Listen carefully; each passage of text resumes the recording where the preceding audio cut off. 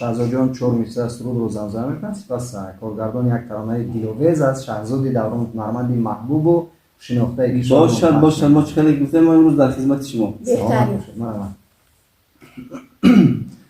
باز شب‌های دراز و باز به خوابی، باز هر دم پیش چشمانم تو میتابی، میگریزم از تو و از غصه‌ات هر کنج دنیا، باز میجویی مرا و باز میابی، میگریزم از تو و از غصه‌ات هر کنج دنیا، باز میجویی مرا و باز میابی، باز شب‌های دراز و باز بخوابی. سفر کردم که از یادم بری دیدم نمیشه، که آخر عشق یا عاشق به ندیدن کم نمیشه. سرود رو از شهزاد دوران میشنویم. برنامه ما ادامه دارد. عزیزان همسفر باشید. خدای کونا میخونم شاید سند سونه چنان عشق کنه نمیشه.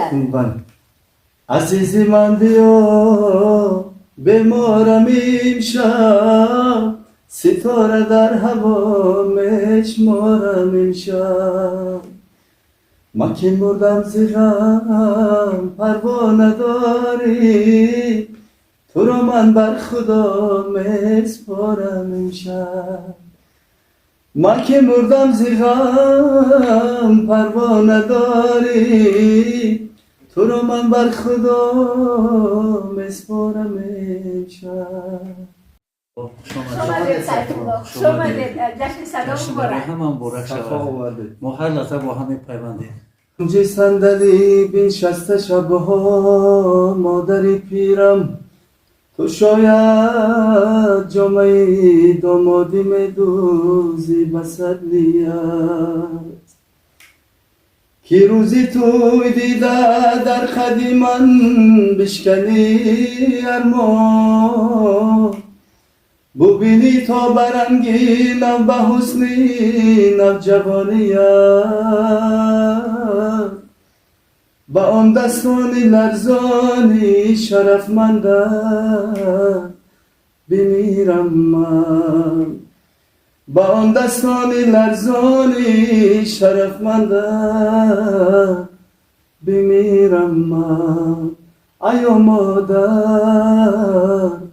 ایو مادر. سلامت باشید. شهزاد دوران نفری است که یک هنرمنده که خیلی زیاد اگر بگویم که با ما همکاری دارد خطا نمیکنیم شنونده عزیز، زیرا که در هر یک برنامه‌ای که دعوت کردیم رد نکردن و خاطر شنونده و خاطر احترام هر یک مخلص و کارمندان رادیو می آمدن و حتی من شاهدم که با یک توی بسیار هم سراسیمه بودن، دیر میکردن ولی دعوت کردیم آمدن، صحبت انجام دادن و خاطر احترام مخلصان شنونده ها بعدا به توی رفتن. شهزاد رو ما دوستی صدایشان میگیرم.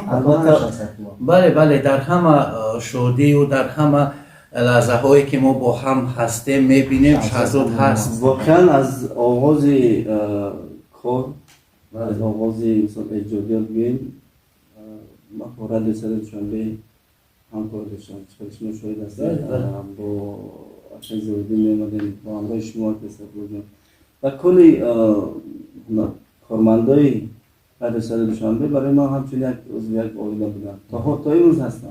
درست من است. خیلی دوستشون میدارم، احترامشون میکنم و بار دیگر صمیمانه تبریک میگم جشن